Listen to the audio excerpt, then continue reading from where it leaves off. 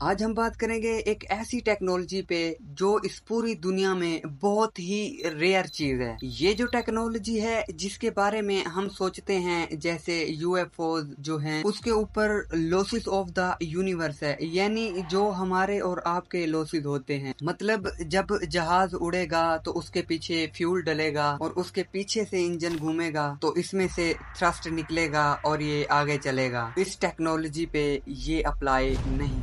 अस्सलाम वालेकुम दोस्तों, मेरा नाम साहिल है और आप देख रहे हैं साहिल डीप थिंक। इनकी स्पीड्स ऐसे होती है जैसे लाइट्स की स्पीड होती है। इनको हवा के रुख से कोई फर्क नहीं पड़ता, इनको मौसम के बदलने से भी कोई फर्क नहीं पड़ता। ऐसे समझे कि 20-13,000 speed in the second. Like इतना फास्ट तो कोई फाइटर जेट भी नहीं होता। और इस तरीके से इन पे वेट का भी कोई इम्पैक्ट नहीं पड़ता, चाहे जितनी भी बड़ी स्पेस क्राफ्ट। और इसी तरह आज हम एक स्टोरी को कवर करेंगे जो कि ट्रू स्टोरी है, जिसमें 300 फीट लॉन्ग यूएफओ थी। तो बेसिकली होता यह है कि इंडोनेशिया के अंदर एक अर्थक्वेक आया था और उसके बारे में पार्ट 2 में बताऊंगा कि ये नेचुरल डिजास्टर आया कैसे था, इसके पीछे क्या वजह थी। बट एनीवे होता यह है कि इनमें कुछ 4-5 लोगों की टीम बनती है और ऊपर से हेलीकॉप्टर में इमदाद आती है। जो मसले में लोग होते हैं ये उनको प्रोवाइड करते हैं और लोगों को रेस्क्यू भी करते थे,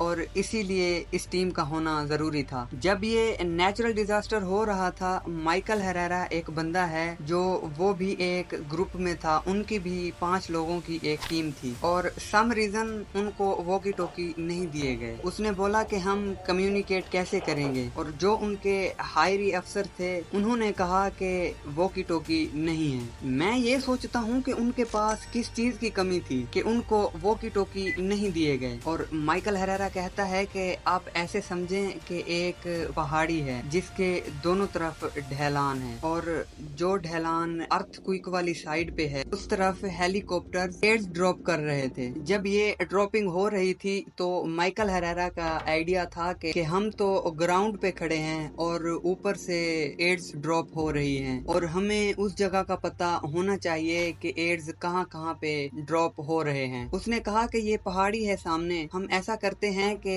इस पहाड़ी पे खड़े हो जाते हैं और हम देखेंगे कि कहाँ पे ड्रॉप हो रहे हैं और हम उस जगह को मार्क कर लेंगे और फिर जाके एड्स उठा लेंगे। और जब ये लोग ऊपर गए, ये बात है 2005 की, कि ये वो जमाना है कि जब एक साइबर शॉट होता था जिस पे पिक्चर ली जाती थी। ये कैमरा वगैरह ये सब चीजें फोन में नहीं थी, मतलब इस तरह की टेक्नोलॉजी एग्जिस्ट भी नहीं करती थी। और फिर जब ये वहां पर पहुंचे तो इसने अपनी नजर घुमाई पीछे की तरफ, मतलब जंगल की तरफ, और वो उसने डिस्क्राइब किया ना तो रोंगटे खड़े हो गए। उसने कहा कि ऐसे जंगल जंगल जंगल है और फिर एकदम से प्लेन एरिया है, कि जंगल के बीच में प्लेन एरिया कहाँ से आ गया। ऐसे समझ लो कि फुटबॉल स्टेडियम जितनी बड़ी जगह जंगल में प्लेन कैसे हो सकती है। बिल्कुल खाली मैदान है और फिर वापस जंगल शुरू, और उस खाली मैदान के अंदर देयर वाज अ यूएफओ। वो एक टिपिकल राउंड यूएफओ थी और एक घड़ी की तरह घूम रही थी। 300 फीट इन हाइट, इतनी बड़ी, मतलब एक जहाज से भी बड़ी। और ये सोचो कि वो घूम रही है और वो भी जमीन के ऊपर बगैर किसी आवाज के, इतनी बड़ी यूएफओ। और उसके जहन में ख्याल आया कि